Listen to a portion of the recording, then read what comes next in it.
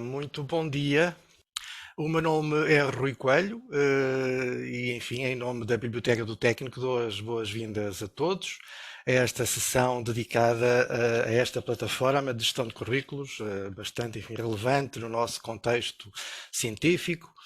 E é com gosto que naturalmente a Biblioteca acolhe esta sessão, que vem, enfim, nós no ano passado, em 2023, tivemos, enfim, o prazer de ter connosco os gestores de ciência da FCT, que, enfim, que estarão connosco novamente hoje, a Thalissa Anger e o Pedro Sobral, a quem desde já também agradecemos muito a presença. Já o ano passado estiveram connosco, nos meses de abril e de maio, uma primeira sessão foi realizada na altura na sequência de um pedido que nos foi feito por uma unidade de investigação aqui do técnico, e depois em maio integrado no programa de formação da nossa biblioteca. No início deste ano, no dia 3 de janeiro, recebemos um outro pedido de uma unidade de investigação e desenvolvimento aqui do técnico, pedindo, enfim, a realização de uma sessão dedicada ao Ciência in Vitae, e depois aqui estamos então para também responder às dúvidas e perguntas que muitos de vós nos fizeram chegar, e eu acredito que naturalmente a Thalissa e o Pedro na sua apresentação terão essas dúvidas e essas perguntas em consideração. Apresentação breve dos gestores de ciência que estão connosco hoje. A Thalissa Anger, que é bióloga, possui mestrado e doutoramento em Ciências pela Universidade de São Paulo, com estadia também na Universidade de Málaga. Desenvolveu pesquisas na área da ficologia, com especial ênfase no potencial químico e bioativo de extratos naturais de macroalgas marinhas no Brasil e na Espanha. Atua como gestora de ciência na Unidade de Computação Científica Nacional da Fundação para a Ciência e Tecnologia e faz parte da equipa do PT CRIS e do Ciência Vitae. O Pedro Sobral é formado em Ciência Política e Política Comparada, foi membro de projetos de investigação nas áreas do comportamento político e sistemas eleitorais, foi gestor de investigação e desenvolvimento no Instituto de Ciências Sociais na Universidade de Lisboa e é desde 2022, igualmente gestor de ciência na Unidade de Computação Científica Nacional da FCT, onde integra igualmente a equipa PT CRIS e a Ciência Vitae. Caros Thalissa e Pedro, uma vez mais, muito obrigado pela vossa presença, por terem aceito este nosso convite. Desejo a todos os que estão connosco uma ótima sessão e passo então a palavra ao Pedro. Obrigado, muito obrigado, Rui, pelo convite e a todos vós por estarem aqui nesta sessão. Eu vou começar aqui a partilha, e só para fazer também já aqui alguns pontos iniciais que nós queríamos fazer inicialmente, até porque como o Rui referiu, nós já fizemos uma sessão assim, generalista, geral, da apresentação da plataforma, desde todos os processos, desde a criação à gestão normal do currículo. No entanto, dado também o intuito desta formação e algumas que temos vindo, e também atendendo ao contexto em que estamos, que é um contexto de concursos em que os utilizadores estão mais presentes na plataforma e a verificar todos os campos, as áreas funcionais, o que temos feito mais nestas alturas são formações mais específicas, com dúvidas que podem interessar aos utilizadores e, portanto, coisas mais práticas. E, portanto, até recomendava a quem quiser assim, uma perspectiva mais geral que possa ver a formação que foi dada no ano 2023, porque ela continua, na sua grande maioria, atual. No entanto, nós aqui vamos focar-nos em tópicos sobre as dúvidas mais colocadas, portanto, que nos foram colocadas, e depois abrimos então um espaço de perguntas e respostas para todas as outras questões que venham seguintes a estas, portanto relacionadas com os temas que nós falamos, ou outros temas que considerem necessários. Portanto, eu acho que vou começando aqui a fazer a sessão. A nossa agenda estará mais ou menos dentro destes tópicos, portanto vou dar só um pouquinho de contexto, é mesmo muito rápido, só para falar da plataforma, caso aqui alguém tenha contexto. Depois falamos um bocadinho da questão do acesso via Ciência ID, porque também é uma dúvida que normalmente nos chega, e é importante só clarificar aqui um ou outro aspecto que possa ser importante e que possa impactar o vosso preenchimento de dados na plataforma. Depois falar um bocadinho da sincronização dos repositórios institucionais, depois as obrigações e os identificadores e, por fim, o preenchimento de temos aqui alguns exemplos que também são os tópicos que nos chegam mais, de onde colocar certo tipo de outputs, atividades, etc. Portanto, vamos dar aqui alguns exemplos, eles seguem Novamente, como disse, aquilo que nos foi reportado, portanto, há de certeza outra panóplia de dúvidas que podem colocar e que nós tentaremos aceder. E no final, as tais perguntas e respostas. Em relação ao contexto, penso que toda a gente aqui presente na sessão já tenha o seu Ciência Vita criado, mas pronto, o Ciência Vita é a plataforma curricular nacional. Ela veio substituir duas plataformas que existiam anteriormente, que eram o FCT-SIG e o DGOIS, portanto, onde existia duplicação e trabalho de parte das pessoas do ecossistema de ciência.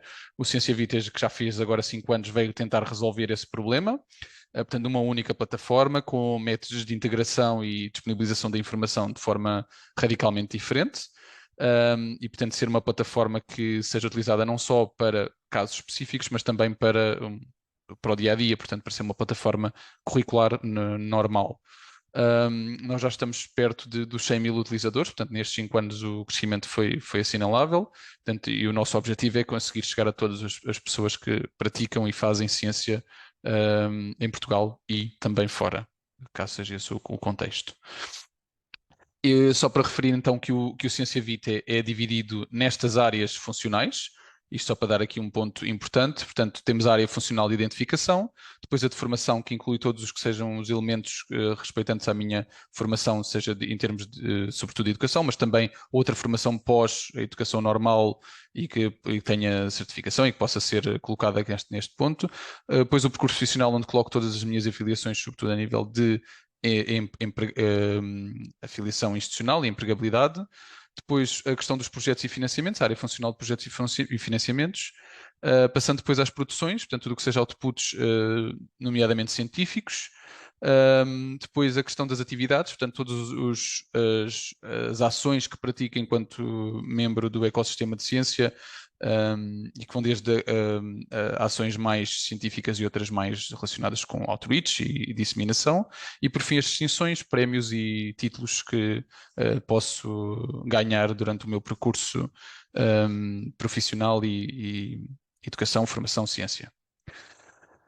Pronto, e feito aqui esta pequena introdução em relação ao Ciência Vita, eu queria só recordar aqui um ponto, porque este é o ponto inicial, é a nossa porta de entrada.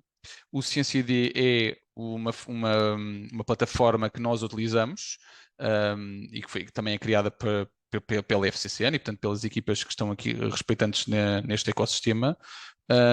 E é o que nós chamamos o cartão de cidadão da ciência, ou seja, é neste local que estão incluídas todas as nossas informações relativas a dados pessoais.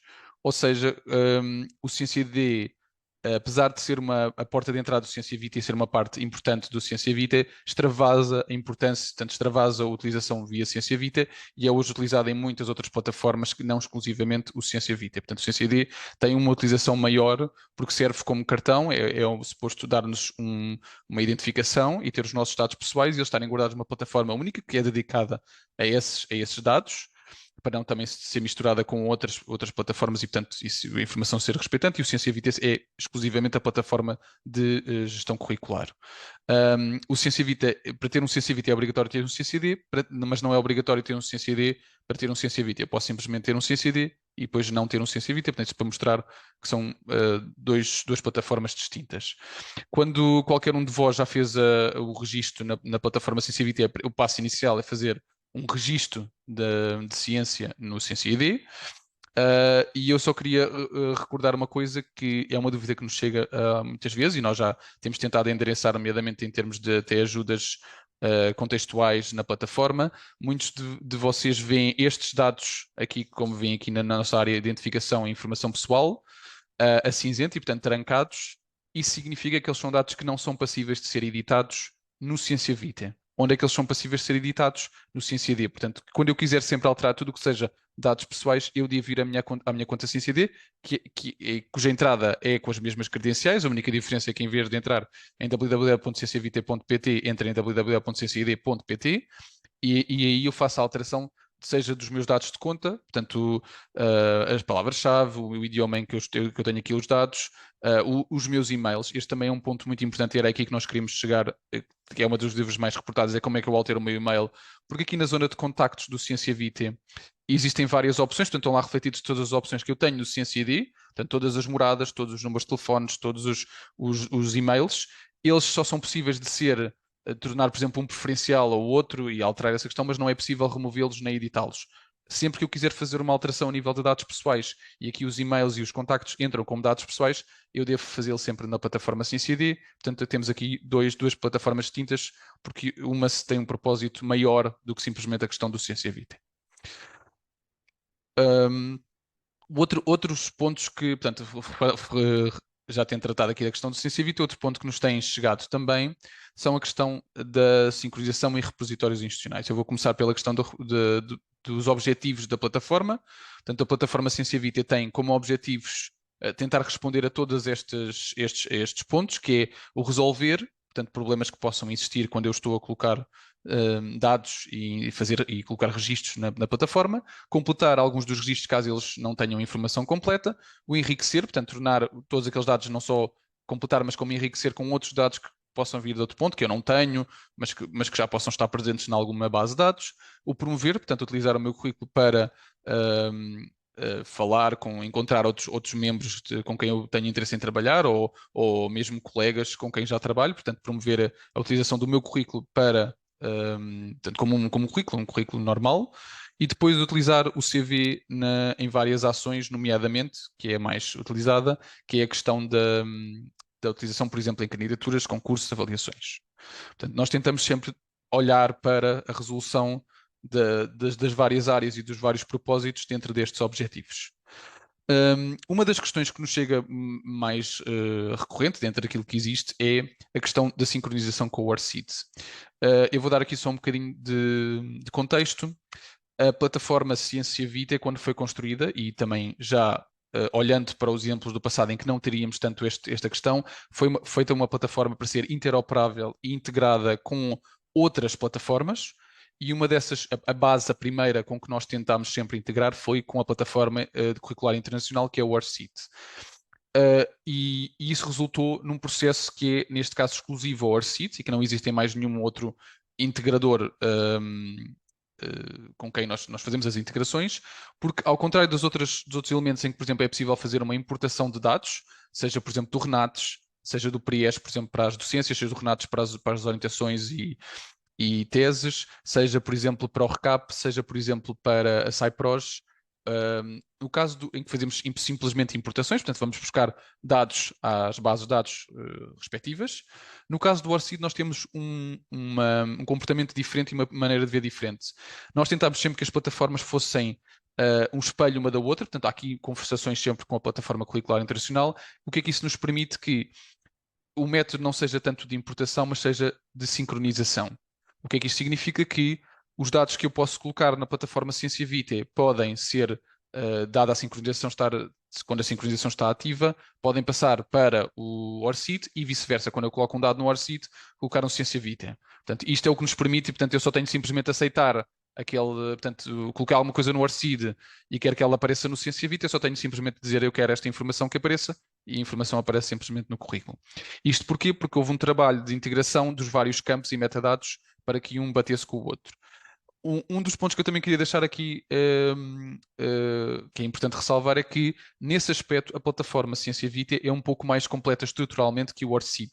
Por exemplo, eu vou dar um exemplo claro, que é, existe no CiênciaVita, por exemplo, duas áreas funcionais que são as atividades e a área funcional de distinções, que, por exemplo, não existem no ORCID. Portanto, tirando essas duas áreas específicas, todas as outras é possível de fazer a sincronização. Nestas duas áreas, como não existem no ORCID, não podemos enviar para onde não existe estruturalmente do outro lado da plataforma, portanto, não é possível fazer a sincronização.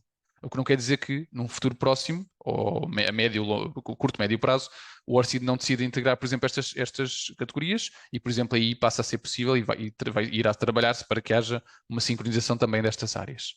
Mas pronto, isto para dar o ponto que, nesse aspecto, em termos de estrutura das plataformas, o CiênciaVita é um pouco mais completo em termos de possibilidade de colocação de registros. Sempre que pronto, isto era para dar um bocadinho de contexto, porque uma das questões que nos chega de vez em quando, e também foi abordada numa das dúvidas que foram colocadas, foi, por exemplo, a que sucede que quando é feita a sincronização, nomeadamente até do ORCID para o CiênciaVita, existem duplicados, ou seja, a mesma produção ou o mesmo registro, seja, por exemplo, de projeto ou de financiamento, aparece entre duas vezes. isso nós chamamos sempre a atenção que isso poderá acontecer por um ponto importante, que é tudo o que seja registros que nós colocamos numa ou noutra plataforma, tanto uma como a outra plataforma, onde é que elas entendem que o registro é igual ou diferente? É pelo identificador. Não necessariamente pelo título ou por outro conjunto de metadados, mas simplesmente pelo identificador que identifica a produção ou o projeto ou alguma outra área que seja possível de fazer sincronização. Ou seja, é importante verificarem sempre se estão a ter duplicados, se por alguma razão, portanto, vamos imaginar esses dois registros duplicados, se eles estão com o mesmo identificador, porque isso é um requisito, por exemplo, do ORCID e do Ciência Vita, se eles estão com o mesmo identificador. Se eles estão com o mesmo identificador, a plataforma não consegue perceber que são coisas diferentes, porque o identificador é o mesmo.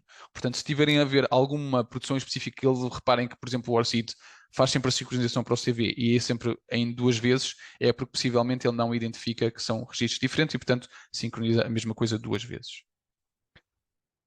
Portanto, esse é o ponto inicial que eu diria sempre para ter atenção, se não quiserem receber tanto esses duplicados e se quiserem verificar na fonte, verificarem sempre a questão do identificador do registro.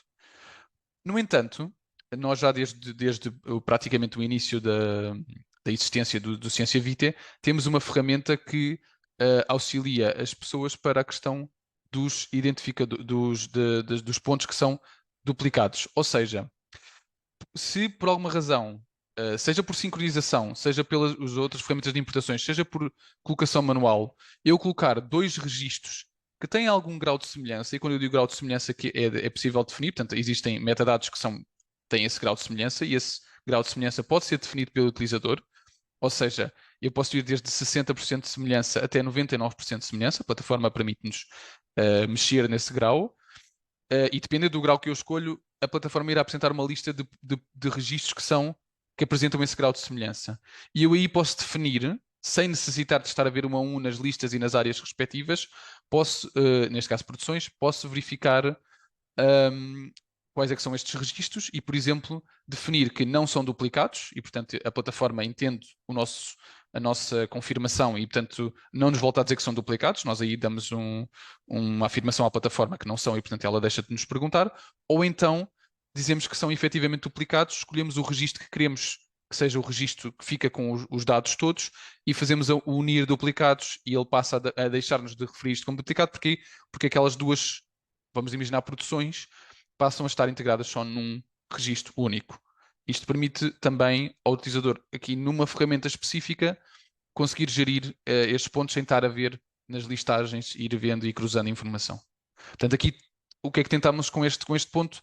A questão de resolver. Quando existe algum problema, nomeadamente aqui a questão dos duplicados, a plataforma garantir-nos uma ferramenta que ajuda a resolver esse problema de uma forma mais ágil, menos morosa e, portanto, que permite ao utilizador fazer essa retificação rapidamente e, portanto, não necessitar de estar a perder mais tempo e poder fazer aquilo que realmente precisa de fazer, que é a ciência. Depois, o outro ponto que também nos chega, e isto também tem a ver um bocadinho à medida que os repositórios também vão ganhando aqui destaque, o Ciência Vitae, já de alguns anos para cá, tem uma funcionalidade que é a funcionalidade de depósito das produções que estão no Ciência Vitae, diretamente para o repositório institucional da instituição à qual eu me afiliei. O que é que eu quero dizer com isto? É instituições que estão no meu percurso profissional atual, ou seja, eu, por exemplo, sou membro do Instituto Superior Técnico, tenho lá a afiliação, o prazo está como ainda estou lá neste momento, né?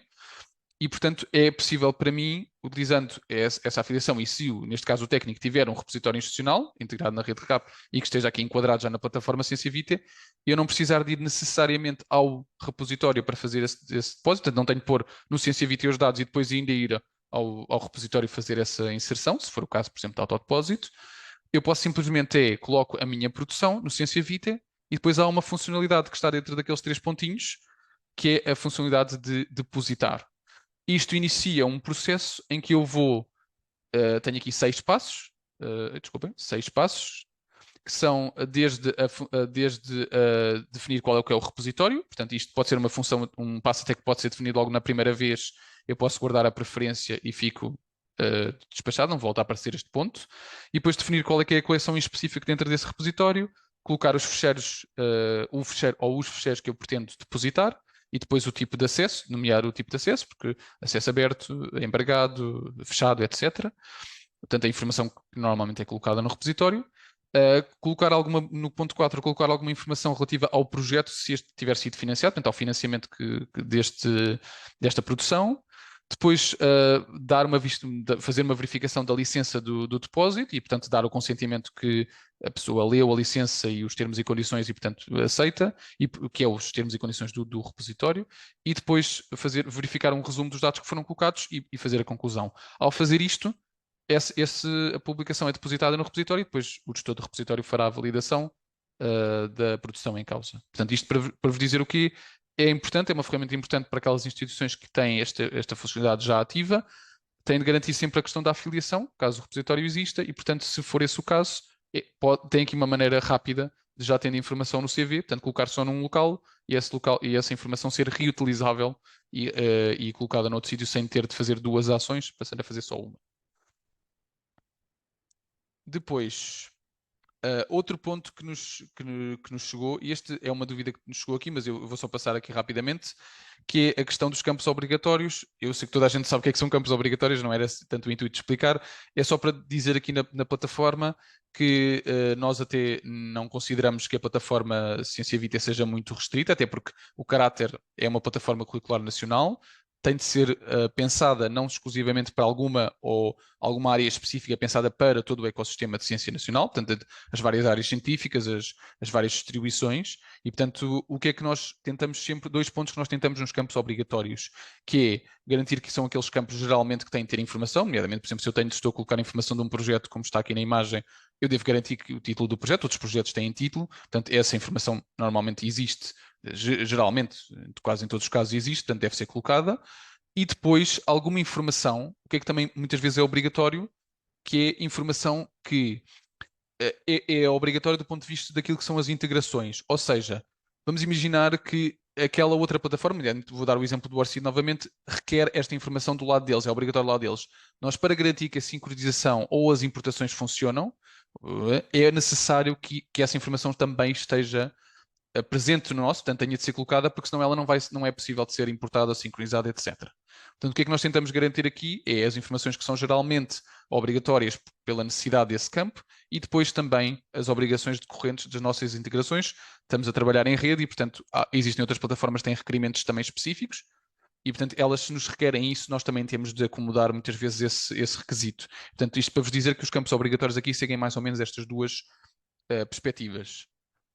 Outro ponto, e isto só buscando aqui a questão dos campos, é uma funcionalidade que nós apresentámos o ano passado, portanto apareceu na plataforma desde o ano passado, que é a questão dos campos exportados.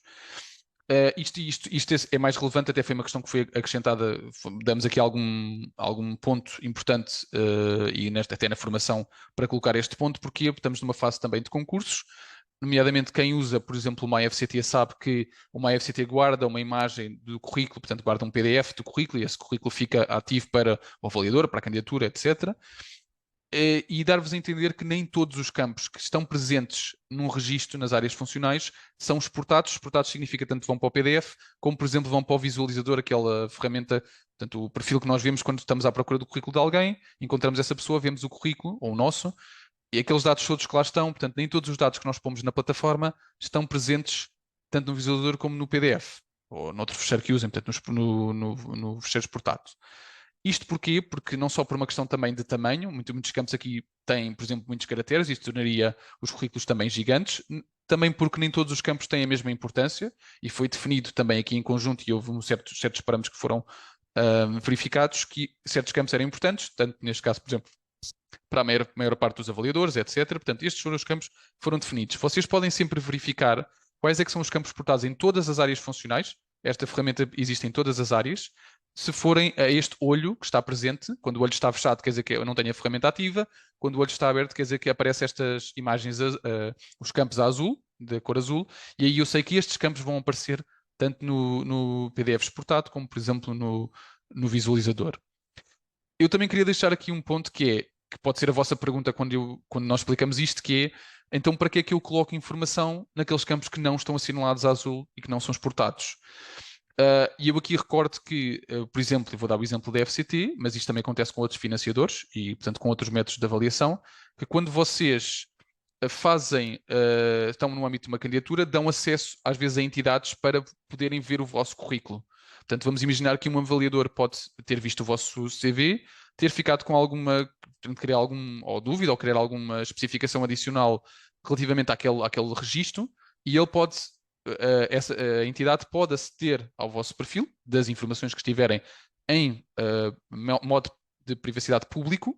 Portanto, tem de estar em público. Nunca nenhuma entidade vai aceder à informação que vocês têm de modo privado. Isso é informação que só vocês podem ver. Mas tudo o que sejam informações públicas e a entidades a quem eu dei acesso, elas poderão ver outros campos que podem não ser os campos portados dentro do CV. Portanto, isto para dizer o quê? É importante, se tiverem essa informação, se tiverem esse metadado, se tiverem esse dado, que o coloquem no perfil, no registro em específico, porque ele pode ser utilizado para além daquilo que é a questão da exportação. Em relação aos identificadores, também é outro ponto que nos tem chegado, que é, e que nós já falámos aqui um bocadinho na questão, por exemplo, do ORCID.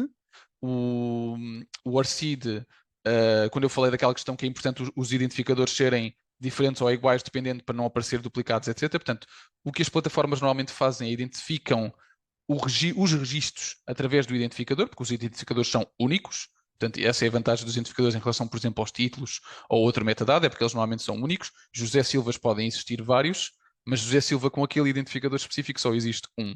Portanto, os identificadores são uma maneira e um garante nosso e de todo o ecossistema de que estamos sempre a falar especificamente daquele registro que nós queremos falar. O que é importante aqui, que é, tanto no caso, por exemplo, das produções, que vocês já têm conhecimento, existem um sem número de identificadores dentro das produções, da qual nós ressalvamos, por exemplo, o DOI. O DOI tem uma relevância maior dentro da generalização dos identificadores. O que é que nós garantimos? Mas também existem outros, por exemplo, os identificadores do repositório, o handle, também são muito importantes e estão presentes em todas as plataformas quando é feito o depósito. Portanto, é garantido esse também identificador. O que é que nós garantimos com isto? Devem sempre colocar o máximo de identificadores possíveis dentro de cada registro. Isso é ótimo para a informação estar o mais completa possível. O que é que nós também fomos garantindo ao longo da plataforma é que esses identificadores não só estão representados, como por exemplo aqui, neste caso do artigo em revista, tenho aqui este DOI, mas também está representado ao ponto de eu poder utilizar esse identificador, esse coisa como link, porque muitos dos identificadores hoje em dia são hiperlinkados, portanto, garantir que essa hiperligação está presente também no visualizador e no PDF, para que quem quer que seja que veja o currículo possa ir à página, seja da editora, seja da página mesmo do documento, etc., para fazer verificação adicional àquela produção ou outros elementos. Portanto, nós aqui garantimos que seja um identificador específico, o identificador está sempre representado, vou dar aqui o exemplo do DOI. Acontece também com o handle, porque neste caso que eu quero, nesta produção específica, que remeta para o handle, portanto para o repositório, mas também posso simplesmente colocar aqui uma informação relativa, por exemplo, a um website, porque eu acho que aquela produção está naquele website, portanto acho que é o sítio mais indicado onde podem ser vistas informações adicionais. E nesse caso eu coloco o website.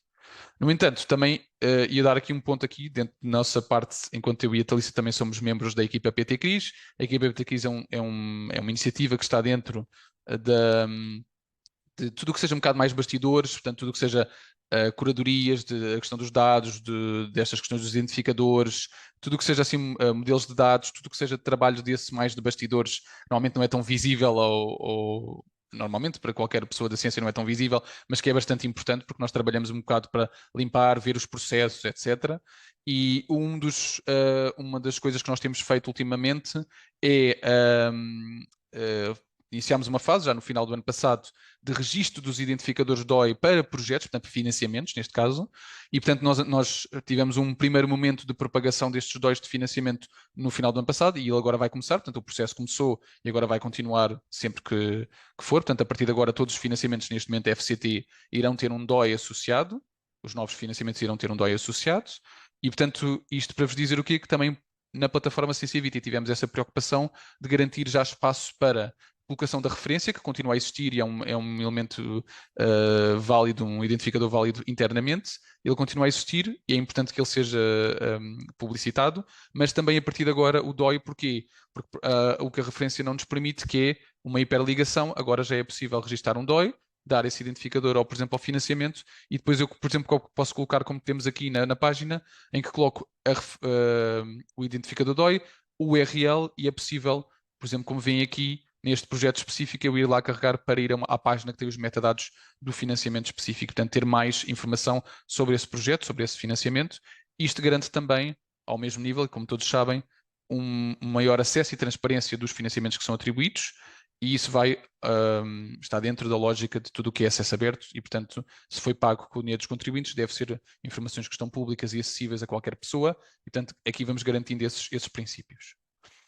E por fim, eu vou agora passar a palavra à Thalissa, porque ela vai nos dar aqui os exemplos concretos de dúvidas que nos chegaram, de práticas sobre preenchimento na plataforma, e muitas delas foram no âmbito de perguntas que vocês colocaram, vocês e outros elementos colocaram, portanto, força, Thalissa.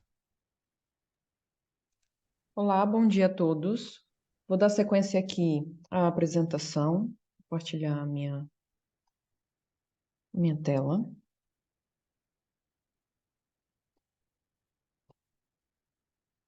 Já estão a ver, certo? Pronto, então agora a gente vai falar de uma parte um pouco mais prática, de onde inserir informações no currículo Ciência Vita. Então, como o Pedro comentou, nós recebemos uma série de questões enviadas pelo Rui, questões que são frequentes, que nos mandaram, e agora a gente vai falar um pouquinho desses tópicos. Antes de mais, eu queria falar sobre o manual de preenchimento.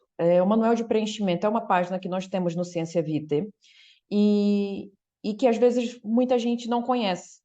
E o manual de preenchimento é muito interessante porque nós temos aqui uma caixa de pesquisa, onde é possível colocar algumas informações e verificar onde ela deve ser preenchida no Ciência Vitae. Esse manual de preenchimento é constantemente atualizado e, portanto, pode dar alguma ajuda aqui. E como é que a gente chega nessa página? Nós temos aqui a imagem da landing page do Ciência Vitae, e aqui no footer nós temos a página de manuais e tutoriais. E ao acederem a essa página de manuais e tutoriais, vocês verão isso, essa imagem. Aqui nós temos diversos vídeos tutoriais que também auxiliam o utilizador em como inserir os dados, como exportar o currículo, como publicar, como nomear o gestor, uma série de tutoriais em vídeos. Mas aqui nós temos também um documento que é o chamado Manual de Preenchimento. E ao clicarem nesse documento, vai abrir essa página aqui, onde vocês mesmos podem pesquisar aqui determinados assuntos e ver onde essa informação deveria ser inserida no Ciência Vitae. Caso não encontre resposta para aquilo que precisem, então nos contacte através do nosso serviço de helpdesk ou por e-mail. Mas, para além disso, agora nós vamos falar alguns temas específicos e como a gente insere essa informação no Ciência Vitae. Então, por exemplo, cursos de formação profissional. Onde é que eu coloco isso no meu currículo? Cursos de formação profissional. Se houver certificado, nós vamos incluir na área funcional formação. Ou seja, sempre que houver algum comprovativo daquela participação, uma declaração, um certificado, algum documento que seja consoante ao comprovativo dessa formação, nós incluímos na área funcional formação, e aqui nós temos diversos outros campos onde é possível inserir essa descrição detalhada dessa formação. Agora, cursos de formação em que não há nenhum tipo de declaração, de certificação, onde podem ser incluídos? Nós sugerimos, então, que sejam incluídos na área funcional atividades, participação em evento. Aqui na tipologia nós temos um drop-down com diversas categorias que podem ser escolhidas, mas para esse tipo de informação nós sugerimos a participação em evento. E aqui também tem um campo onde podem detalhar esse curso de formação e todas as outras especificações que queiram declarar para essa atividade. Portanto, se houver certificação, essa informação vai para a área funcional formação. Se não houver certificação, essa informação fica na área funcional atividades. Agora, o conselho editorial de uma revista ou de livro. Quem pertence a um conselho? Onde é que essa informação pode ser inserida? Nós sugerimos também que seja inserida na área funcional atividades, e no tipo nós temos a tipologia membro de comissão.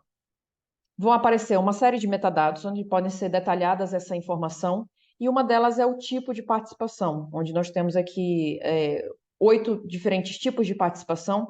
Caso nenhuma dessas do drop-down descreva a sua participação, nós sempre temos aqui a opção outro, que pode ser selecionada. Quando seleciona-se essa opção outro, abre uma caixinha para se digitar, e também pode se especificar qual foi o tipo de participação relativamente a esse outro que não está listado aqui. Participações num processo de revisão por pares, como revisor.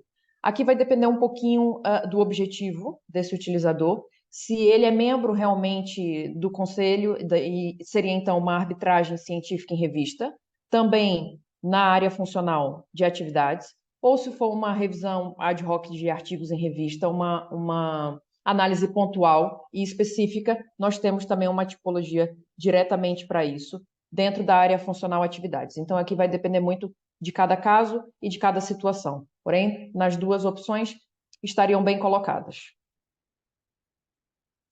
Formador em ações de formação, workshops, webinars, onde é que nós podemos inserir essa informação? Aqui há algumas diferenças também. Se for um formador também ad hoc, específico e pontual para aquela formação, para aquele workshop, ele pode ter papéis diferentes, seja como organizador do evento, e aí nós temos aqui também, dentro da área funcional atividades, o tipo de organização do evento, onde também pode ser descrito todos os detalhes dessa atividade. Caso ele não tenha organizado esse evento, tenha apenas participado desse evento, também nós temos aqui um tipo direcionado para participação de evento, onde também é possível detalhar toda a informação referente a essa atividade. Para além disso, se for um formador de um curso, realmente, nós temos em atividades a tipologia de curso e uma disciplina lecionada. E aí, aqui nós temos também os detalhes para incluir qual foi o nome dessa disciplina, qual foi o tópico, qual foi o local em que foi ministrada, toda uma série de metadados que podem ser incluídos aqui, data de início, data de fim, o nível, inclusive, do curso, enfim, uma série de metadados que podem ser caracterizados esse tipo de atividade. Uma pergunta bem frequente que nós recebemos também e se for apenas um palestrante ou um orador em eventos? Onde é que eu incluo essa informação? Também na área funcional atividades. No tipo, nós temos apresentação oral de trabalho. Temos aqui todos os campos para serem incluídas o detalhamento dessa atividade. E notem que aqui abaixo nós temos também outras opções, como, por exemplo, se foi um orador convidado, se é um keynote, ou se é uma participação por submissão. Então, se eu enviei, por exemplo, um trabalho, esse trabalho foi aceito, então agora vou lá apresentar este trabalho nesse evento. Então, temos aqui diferentes opções em que o utilizador pode escolher aquela que melhor reporta a atividade em questão. Orientações em geral, mestrado, doutoramento, iniciação científica, onde devemos colocar? Também na área funcional atividades, nós temos aqui o tipo específico de orientação. Aqui é possível também um dos campos, quando abre aquela página com diversos metadados, nós temos um dos campos, é o papel desempenhado, que pode ser um orientador ou co-orientador. E aqui o tipo de orientação, se foi um curso de aperfeiçoamento, se foi um doutoramento, uma iniciação, um mestrado, e temos sempre aqui também a opção outra. Essa opção outra é indicada principalmente para os casos de pós-doutoramento. Então, orientações de pós-doutoramento também vão ser incluídas em atividades, no tipo orientação, e aqui sugerimos que no tipo seja selecionado outra, e aqui no título ou tema do trabalho orientado venha a descrição que é relativamente a uma bolsa de pós-doutoramento. Programas de televisão, entrevistas, rádio, TV, também temos uma tipologia dedicada a isso em atividades, no tipo entrevista, programa, rádio ou TV. E aqui temos todos os detalhes dessa apresentação, programa, qual foi o tema, qual foram as datas. Temos também um link para inserir URL, caso tenha um vídeo ou uma redição dessa entrevista, enfim, toda uma série também aqui de detalhamentos que podem ser incluídos nessa área funcional. Cursos MOOC, do Massive Open Online Courses, ou cursos semelhantes, né? Onde é que nós podemos inserir isso? Se esse curso foi lecionado, nós temos aqui também na área funcional atividades, o curso e disciplina lecionado, e aqui todos os metadados que descrevem essa atividade. Caso tenha sido uma participação e houver um certificado, como eu falei anteriormente, sempre que houver certificado, a sugestão é que se inclua na área funcional formação.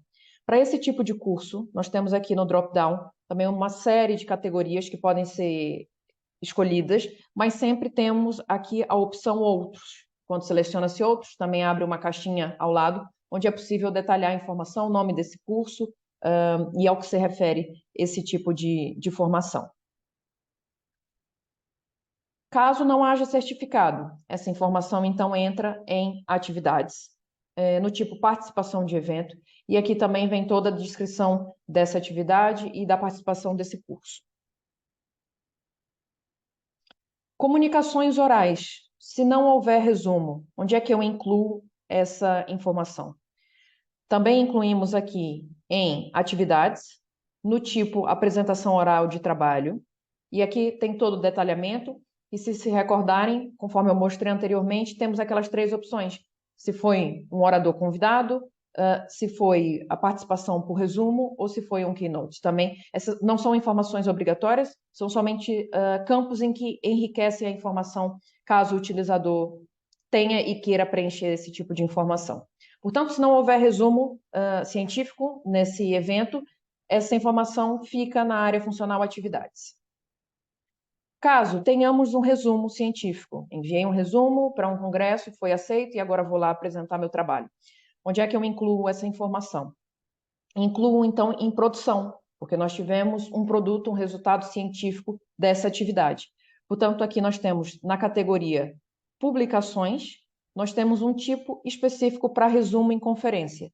E aqui o utilizador pode incluir um DOI, se houver, e importar toda essa informação de uma forma mais direta e bem mais rápida. Caso não haja DOI, é possível fazer o registro manual de toda essa informação. Nós recebemos também uma dessas perguntas no nosso ficheiro, onde é que eu incluo estadia no estrangeiro durante o doutoramento? Aqui nós temos 2 opções. É o meu caso, por exemplo, no meu doutoramento eu fiz uma parte no Brasil, uma parte na Espanha. Aqui eu optei por incluir a informação no mesmo registro, então é possível colocar mais de uma instituição vinculada a esta formação, e aqui eu optei por colocar somente o tempo total do meu doutoramento. Comecei em 2017, terminei em 2021. Então, só para mostrar de uma forma um pouquinho mais detalhada, aqui nesses 3 pontinhos nós conseguimos editar o registro. E o que eu tenho no meu registro? Eu tenho aqui incluir as 2 instituições, não é, do meu doutoramento, e aqui nós temos também um campo de descrição. Opa, peço desculpas. Temos aqui um campo de descrição, onde eu posso detalhar essa informação. Então, onde eu fiz o doutorado, na Universidade de São Paulo, no Brasil, e aqui posso colocar com um período de 12 meses de estadia na universidade tal, na Espanha, ou em outro local. Então, posso detalhar essa informação da data aqui nessa descrição. E aqui, lembrando, eu optei por colocar a data real do meu doutoramento. Uma segunda sugestão que também pode ser feita é duplicar o registro. Aqui, por exemplo, nós temos, dupliquei o registro como exemplo, coloquei somente o doutoramento na Universidade de Málaga. Dentro desse registro, temos também aquele campo da descrição, que se o utilizador quiser pode detalhar ainda mais a informação, colocar o nome da tese, ou seja lá o que for. E aqui deixei somente o período da minha estadia do doutoramento no estrangeiro. E aqui em cima é o meu doutoramento real, digamos assim, um período completo do doutoramento, que foi de 2017 a 2021, vinculado à minha instituição original, que foi no Brasil. Então, nós temos das 2 formas, as 2 formas são válidas, vai depender aqui um pouquinho de como o utilizador quer mostrar essa informação no seu CV, certo? Portanto, era isso que nós tínhamos para apresentar hoje. Eu queria agradecer aqui a presença de todos vocês, reforçar aqui o nosso mantra do PT Crise e do Ciência Vita, que é registrar uma vez, reutilizar sempre. E, portanto, agora eu vou passar a palavra para o Rui, para ele encerrar esse período da gravação, e nós vamos abrir aqui um espaço para perguntas e questões. Já vi que tem algumas perguntinhas no chat. E, Rui, quando quiser, pode ficar à vontade. Muito bem. Caríssimos Pedro e Thalissa, muito obrigado pela esta vossa sessão. Foi de facto muito, muito útil, acredito, para todos que estiveram aqui connosco. Um enquadramento inicial à plataforma e depois a resposta às dúvidas que nos chegaram durante o processo de inscrição. Muito obrigado pela vossa colaboração. Agradeço também muito a todos aqueles que estiveram connosco. Enfim, espero naturalmente reencontrá-los numa próxima oportunidade. Bem-ajam a todos. Bom dia.